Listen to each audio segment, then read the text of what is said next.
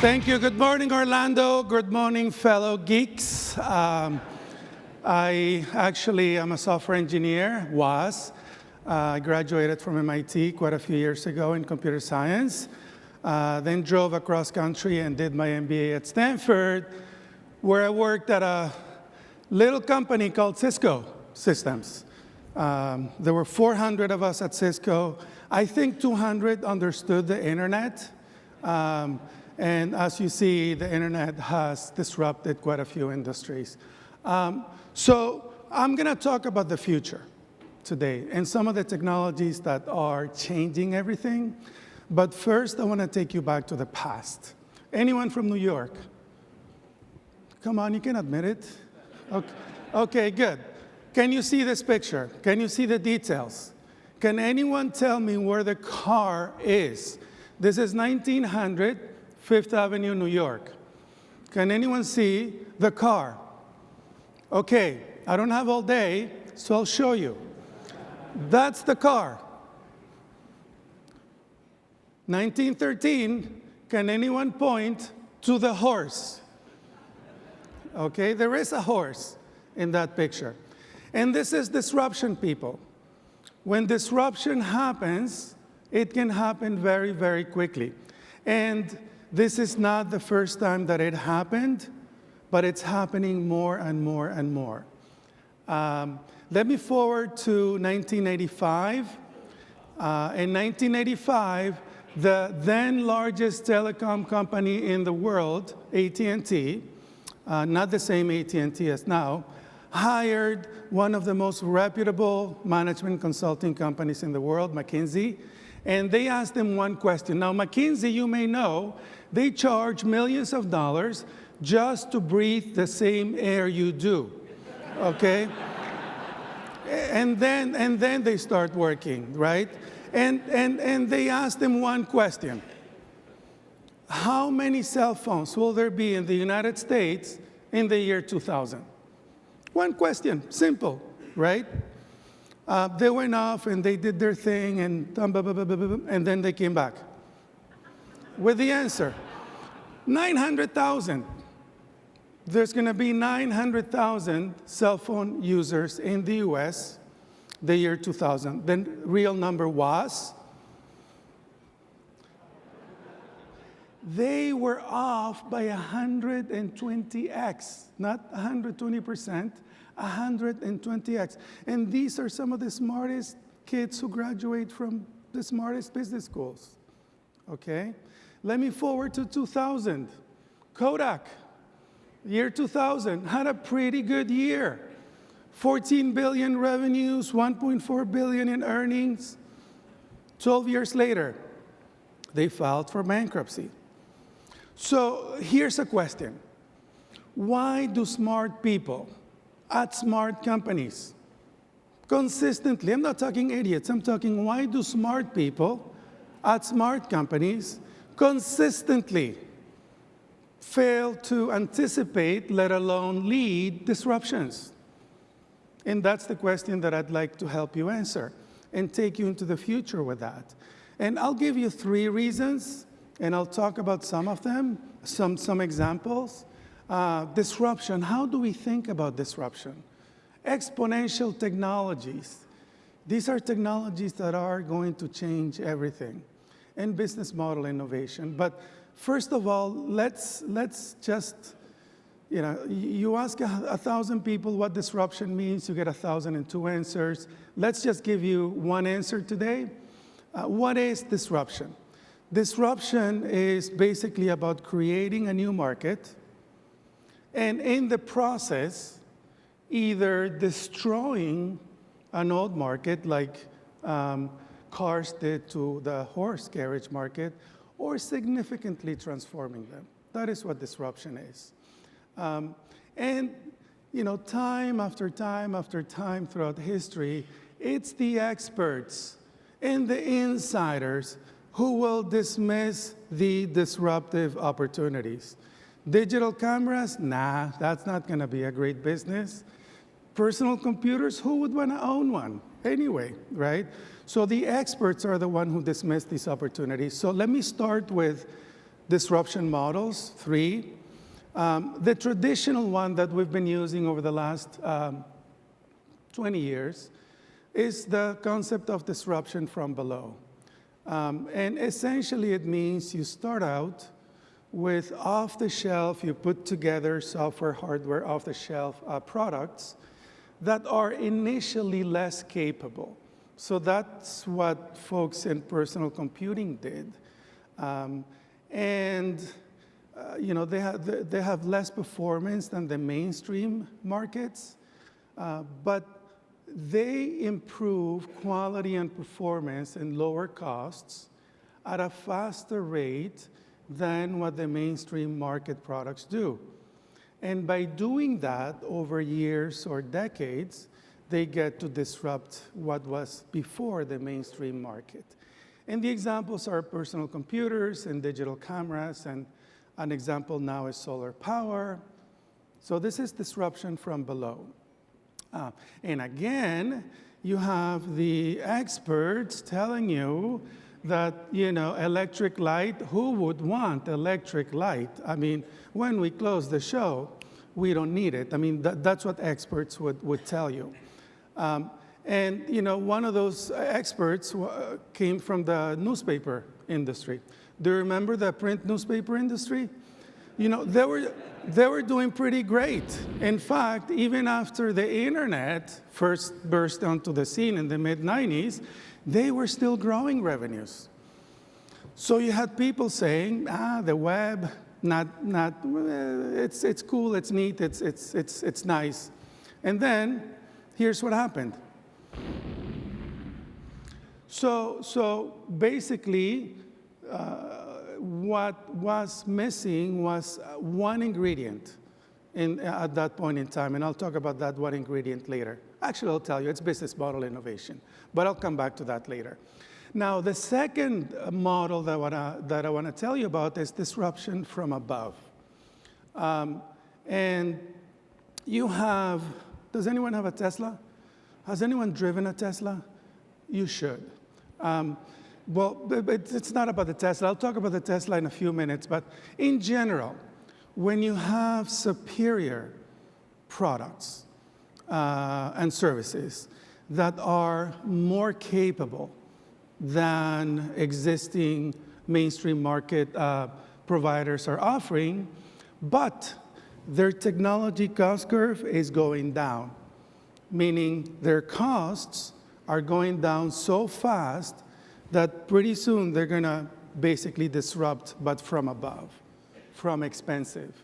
So they don't start as cheap, they start as really good products that cut costs. Okay, so I'm going to come back to this. This is the electric vehicle cost curve over the next 15 years, and I'll come back to this later. There's something called Big Bang disruption. Big Bang. And this is something new. Big Bang, you start out with products that are better, faster, and cheaper than the existing products. Now, we see a lot of this in apps, in software. So let me give you one example, Google Maps with driving directions. Does anyone use them, Google Maps with driving directions? So before Google Maps with driving directions, there were dedicated GPS boxes, Garmin, TomTom. And then here's what happened.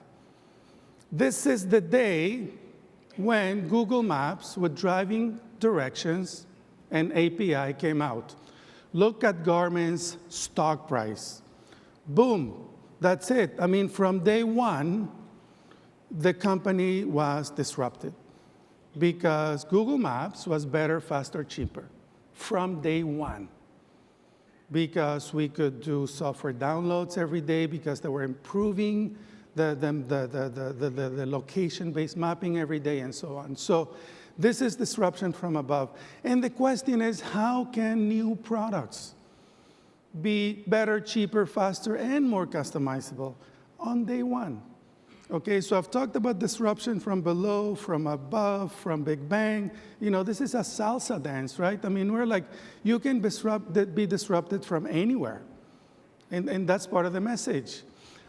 But the reason that you can be better, faster, cheaper is something called exponential technologies.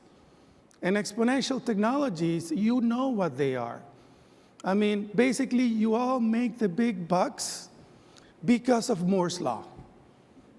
Basically, all software, all hardware, all internet jobs have been created because of Moore's law and others. Essentially, what Moore's law says is that the number of transistors per dollar improves at a rate of 41% per year. Per year. Now, when you compound this 41% over 10 years, 20 years, and 30 years, you get the 10x, 100x, 1000x, and in the case of Moore's law, over the last 40 years, 1 billion x improvement in technology per cost. 1 billion x. Now, imagine all the disruptions that have been caused by the world of computers, by information technology. And Moore's law is the first one that we think about, but there are others. Network capacity has its own Butter's law, basically 50% improvement every 9 months. Hard disk storage improves by 50% every 18 months. Handy's law, digital imaging. By the way, the guy who discovered Handy's law for digital imaging, that it improves at a rate of 58% per year, was a Kodak employee in Australia. Okay? Kodak employee discovered that law. Now, let me differentiate one thing. Exponential technologies are the technologies that are improving exponentially. Exponential markets is market adoption that is improving exponentially. Now, when we have both, we have huge opportunities, but we may not have both at the same time. Now, markets, exponential markets, are markets that are growing exponentially.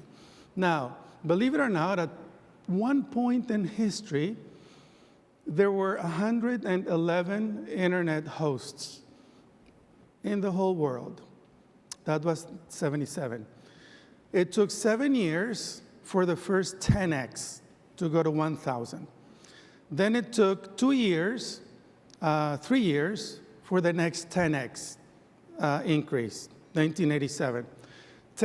Another 2 years for another 10x, another 3 years for another 10x. You see where the world is going? The internet? So I was at Cisco 93, and I was looking at this. So what was I thinking? I mean, really, you don't need to have an engineering degree to do the exponential math that this internet thing that only 200 people know about in 1993 is going to be 1 billion nodes by 2000 or so, right? But of course, when you say that, people look at you like you have 10 heads. They're like, but this is whatever, and they make up any excuse that experts do, right? And of course, in 2012, it did hit 1 billion nodes. It took another 20 years for another 1,000x. Okay, so this is an exponential market. Now, let me give you the key exponentially improving technologies that, in my opinion, are going to change everything. And when I say everything, I mean everything. Every single industry on Earth is going to be disrupted by a combination of these technologies, 3D printings and sensors and robotics. And I'm going to go through a few of these tonight, some examples. E-money, solar PV, electric vehicles. So let me start with sensors. And sensors and the Internet of Things have been linked because the Internet of Things is rising because of sensors, and I'll show you why. Since the iPhone came out, 2007, can you believe 2007? It's only been out 7 years. Since the iPhone came out 2007, the number of sensors in the world, the market, has gone up by 1,000x. Now, I just told you that any 10x could give you a disruptive opportunity. 1,000x. The cost of sensors, down 1,000x. The size, down 1,000x. The number of transistors per sensor is up 1,000x. These are just astonishing numbers that you can only get through exponential technologies, exponential improvements. And now we know. Now we know the iPhone and, of course, the Android phones, how they have disrupted total industry. I mean, who knew the taxi industry was going to be disrupted by smartphones, right? I mean, this is astonishing. So these are some of the actual numbers. This is how fast the number of sensors, the market for sensors has been growing over the last few years. And this is 2012 numbers. I mean, look at oscillators, growing at 700% per year. I mean, you don't need to do the math to see how many sensors we're going to have in the world pretty soon, right?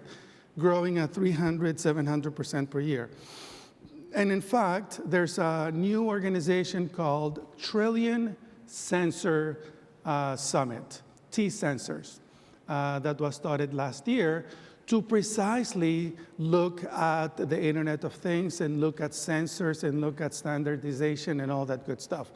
And some of the numbers that we're looking at are astonishing. We're looking at 10 trillion sensors by 2025. Now, we have 10 billion sensors per year now. We're looking at 10 trillion sensors by 2025. Now, think about that number again. There are 7 billion people on Earth, 10 trillion sensors. That's 1,300 sensors per person, per year. Okay, those are the numbers that we're anticipating. And let me give you a few examples of what you can do with sensors, and in fact, what is being done with sensors. This is a $300 headset that essentially knows what you're thinking. Okay, don't go on a date with one of these, right? It knows what you're thinking and what you're feeling. It basically senses your brainwaves and so on. $300. Maybe you should go on that date and give it to the other person. So this is, does anyone use Fitbit? So yeah, Fitbit, my ex-girlfriend is a runner. She uses a Fitbit all day. She tracks the number of steps, how many miles she runs, and all that stuff. Now, there's Bellabeat, which is like a Fitbit for pregnancy. So not track just your steps, but also you track your baby. The health, cardiac, it distinguishes between your heartbeat and your baby's and so on and so forth. And this is $100. And these are the kinds of products that are coming out of this sensor revolution. Wearables, t-shirts that basically have embedded ECGs. ECGs, I mean, who went to the hospital and got charged tens of thousands of dollars for ECGs, right? These are wearable, washable t-shirts with embedded ECGs. So healthcare is being disrupted. The disruption in healthcare is astonishing that's coming. But it's not just about health. Ears that perk up when you're in a good mood. This is a real product that you put on the headset. You're in a good mood, they perk up, right? Your doggy will understand. And of course, if you have the ear, you have to have the tail that wags when you're in a good mood. This is a separate product, but you could combine them. So you can also play a little bit with sensors. Now, vehicle-to-vehicle communication. The whole automotive industry is being radically transformed by sensors. And in fact, there are some rules, some federal folks working on making it mandatory to have vehicle-to-vehicle communications because for new vehicles, because it helps so much with accidents, diminishing accidents, and all that stuff. But essentially, as far as we're concerned, these are sensors that talk to one another, cars that talk to one another, cars that talk to the light. Are you going to turn green soon? Or they essentially, they talk about that. And they also talk to buses and trains and bikes and all that stuff. So everyone is going to be connected through all these sensors. And does anyone use the Nest thermostat? Again, this is just a few sensors. This was possible. Nest thermostat. I mean, who knew that a thermostat company would be acquired by Google for $3 billion? And this is essentially a bunch of sensors connected to the cloud. It learns about your behavior. It lowers the temperature or pushes it up, depending on what you like, right? It sets the temperature half an hour before you come home. It learns about it. So it's a combination of AI a little bit. But here's one of the big things we need to know about sensors and the Internet of Things. All of these sensors are generating data real time. Real time. So the number of sensor-based devices is growing exponentially. The number of sensors within each device is growing exponentially.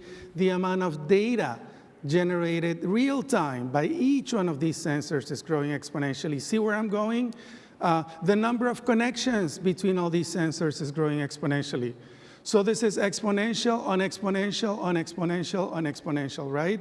This is essentially a combinatorial explosion of data that's coming. And that's the Internet of Things. And, start thinking Bronto data and Epto data. See, we're at the exabyte level. We're talking about a million, a billion, a trillion X the amount of data. And that's what the Internet of Things is going to be. We don't have the technologies, we don't have the software, we don't have the hardware to deal with this. In my mind, these are the big opportunities to create and disrupt markets. It's about both, okay?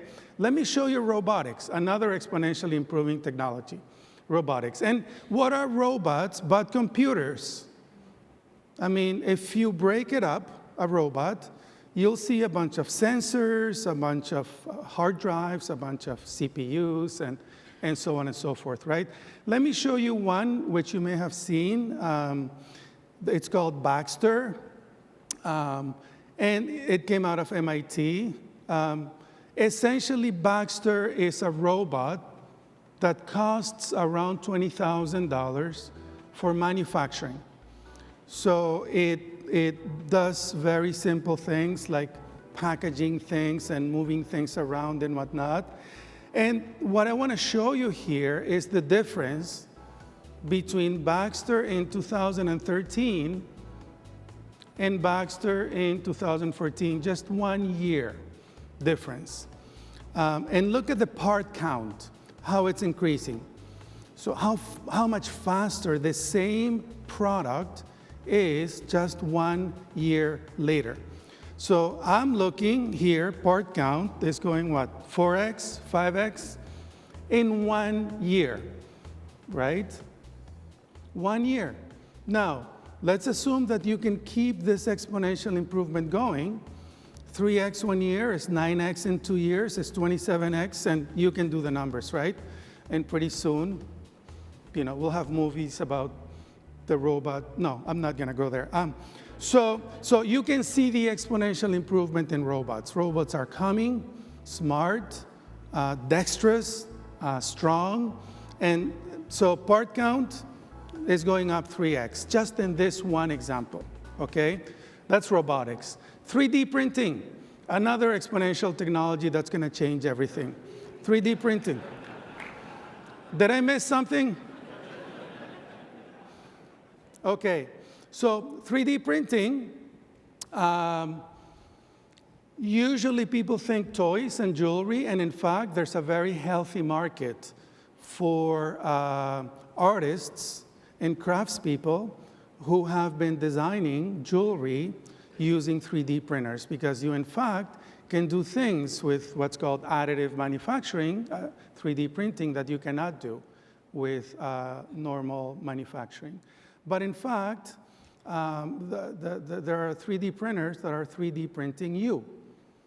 Invisalign printed 17 million dental braces last year. 17 million braces. 3D printing. This is a little factory in San Jose. No people, essentially, with a bunch of 3D printers just printing braces. And each brace is unique to basically the person who uploaded the CAT scan, right? And they're printing essentially every body part right now. Turbine, GE is printing turbines, turbine parts. Think about that when you get on the airplane tonight, okay? And they're investing billions of dollars in 3D printing, and they want to do 100,000 products by 2020. But even today, they're 3D printing turbine parts. A house, the world's first 3D printed house, is going up this year in Amsterdam. A house, I mean, why not? If you can print a little thing, you can print a big thing, right? It's essentially the same technology. So 3D printing is gonna radically transform manufacturing and construction and a lot of industries. So let me switch the conversation a little bit and take you back again into automotive. In the early 1900s, I already showed a couple of slides, 7.7% of American families owned a car. 11 years later, 80% of them did. Again, disruption. It took 11 years to go essentially through the whole market. What happened here? What happened? Yes, it was a disruptive technology, but what happened in these 11 years? I'll tell you what happened. GMAC happened. DuPont and GM got together and invented a new financial innovation, a new business model innovation called car loans. Because cars were essentially 1 year, the equivalent to a 1-year salary of the American worker. So why not have us pay $100 a month forever instead of, what we could not afford, right? So that basically in 7 years, 75% of Americans were starting to buy cars on credit. That's a business model innovation. Forward to 1986, Kodak. Now, in the literature, you hear that Kodak, oh my God, how could they miss out on the digital camera opportunity, right? I told you they went bankrupt in 2012, right? But in fact, Kodak invented digital cameras. They invented digital imaging. They had more than 1,000 patents in digital imaging. They put out the first professional digital camera. They invented the world's first megapixel camera sensor. Kodak invented digital photography. And if you look at a newspaper at the time called The Industry Standard, an interview with the then CEO of Kodak, Patricia Russo, she said, there is a $225 billion digital photography market coming, okay? And we're gonna grab a slice of every photo transaction. And this is Patricia Russo. We invented digital cameras, we know the business, we know the market, and we're going to make $200 billion, okay? So they did not miss the fact that this was gonna be big, right? So, they invented the technologies, they knew the photo market, they were the top brand in photography in the world. They still are, even after going bankrupt. And they got the fact that it was going to be a $225 billion opportunity. And yet, they did not capitalize on it. So knowing technologies is not enough. Knowing the market is not enough. What were they missing? Here's what they were missing. Okay, what's wrong with that picture? Here's what's wrong with that picture. And I want to focus in on one part of that interview. Patricia Russo said, we're going to grab a slice of just about every photo transaction. Now, that's their business model with film.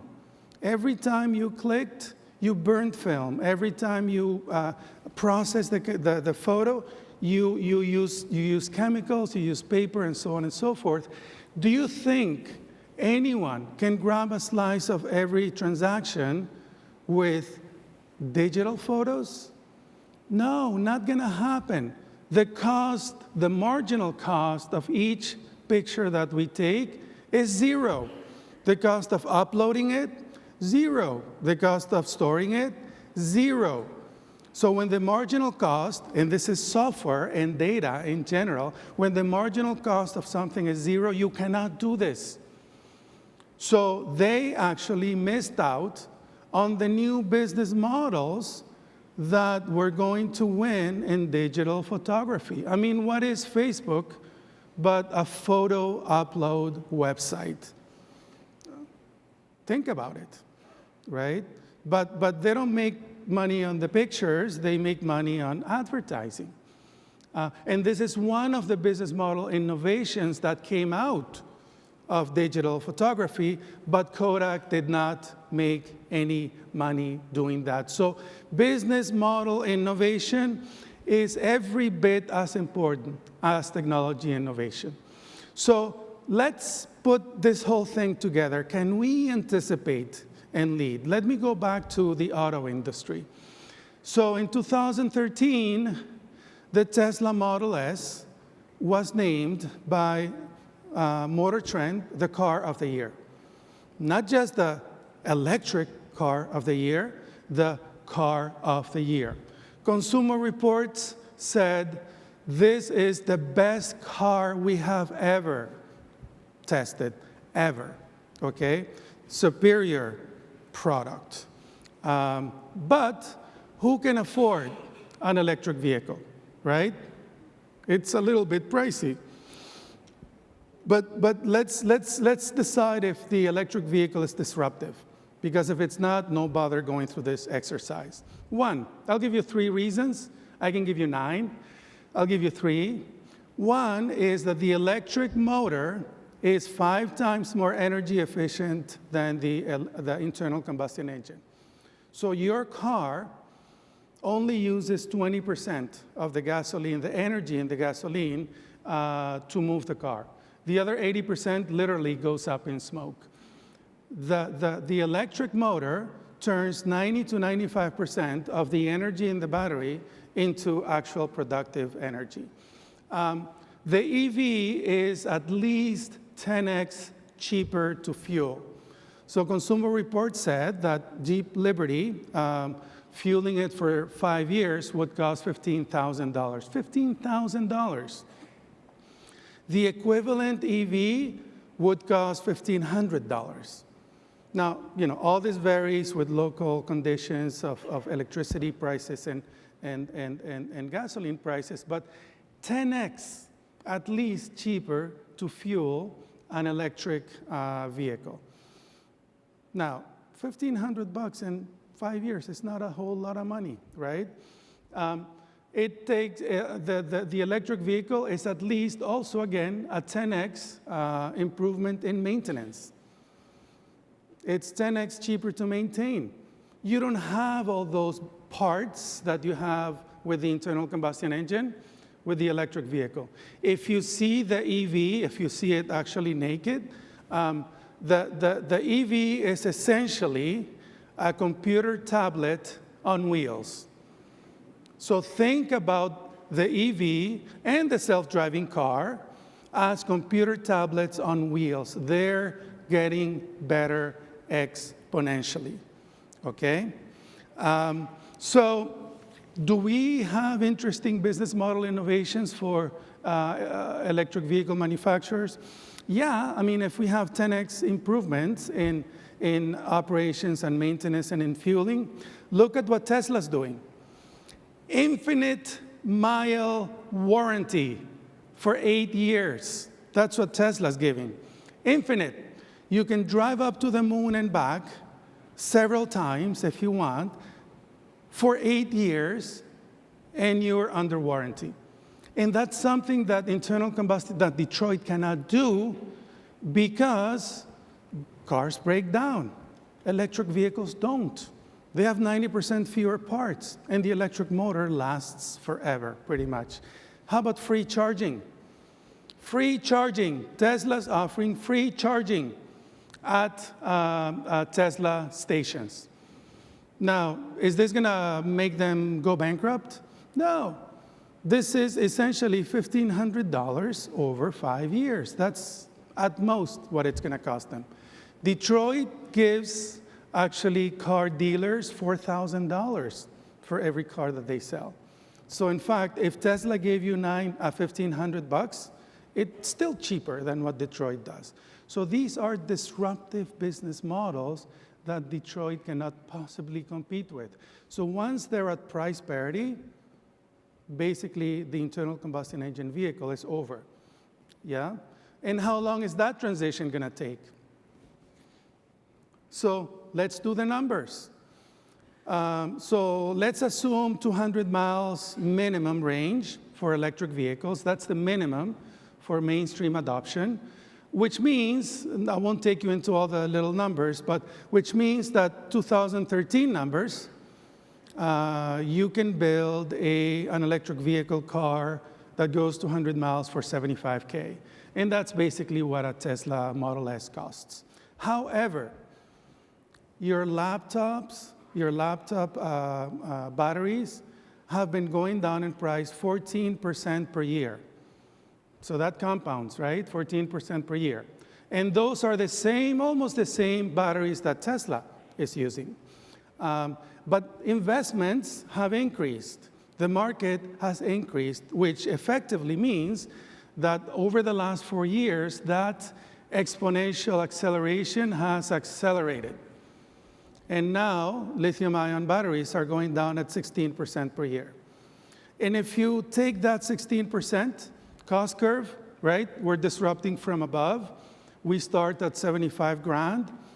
That means that by 2017 or 18, the electric vehicle industry can build an affordable $40,000 SUV that goes 200 miles and has the performance of a Porsche 911 Carrera. Now, where do you think the market's going to go? $40,000 SUV with the performance of a Porsche 911 Carrera that you don't need to fuel $1,500 in 5 years and infinite mile warranty. Where do you think the world is going? By 2020, the EV industry is going to be able to produce a $31,000 car. Now, $31,000 is the average car in America. So they will hit the mainstream of the car market right in the head 2020. That's only 6 years from now. By 2022, it'll hit the low end. So the low-end car in America costs $21,000. And EVs will be able to manufacture a $22,000 car with the performance, did I say with the performance of a kind of Porsche 911? Okay. 2022, people. I'm not talking about even 2030. Now, there may be delays in the market and this and that, but essentially, look, Tesla already announced that they're coming up with the $40,000 Model E in 2016-17. It'll be 20% smaller, so 80% the performance of the Porsche 911 Carrera. And Foxconn, did I tell you that the EV is a computer tablet on wheels? Well, Foxconn thinks so. Foxconn is the Chinese company that makes iPhones and the tablets. And they said, we're investing $800 million to build an electric vehicle. Because essentially this is a computer on wheels and we know how to make computers. And we're targeting $15,000, not 40, okay? So if, right, you do the numbers, and I suggest you do, and you come up with these same figures, you'll understand why the mass migration from the internal combustion engine vehicle to electric vehicles is going to start around 2017, 2018. All new cars will be electric by 2030. All of them. Every new mass market car will be electric by 2030. Notice the number said 2022. I'm just saying 2030, okay? So the whole automobile industry is going to be disrupted by electric vehicles, all of it. And oil is going to be obsolete. We don't need oil when all cars are electric by 2030. Okay, so this is one industry. And if you go through each and every industry with this kind of methodology, what you realize is this. We have entered an era of permanent disruption. We have entered an era of permanent disruption. The world is being disrupted at a faster pace by all of these exponential technologies that I showed you, the combination of them, and I haven't even showed the artificial intelligence and how you put it with the Internet of Things and sensors and the 3D printers, and combine them, and you come up with this realization. Every single industry in the world is going to be disrupted over the next 10 to 15 years. We're going to see the most massive disruption in history, maybe since the first industrial revolution, the only comparable, but it's going to be just, all of these are going to be disrupted, every single last one of them. So what I'm showing you there is the book that I just published 2 months ago, and people are paying attention, and I highlight energy, automotive, and logistics as 3 things that I touch, but the same methodology you can apply to any industry, right? And here's the good thing for you, fellow geeks. Information technologies are at the core of all these disruptions. Information technologies, sensors, artificial intelligence, robotics, 3D printing, everything is turning into software and data, everything, okay? Everything is being digitized, everything is being dematerialized.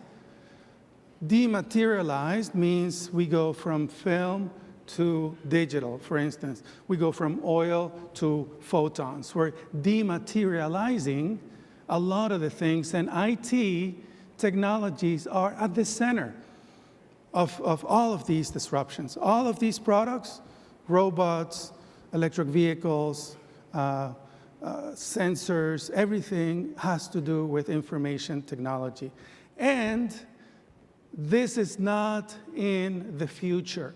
This is happening right now as we speak. Disruptions are happening as we speak. And choosing to wait is essentially choosing to be disrupted. The time is now. This is not in the future. The time is now. Thank you.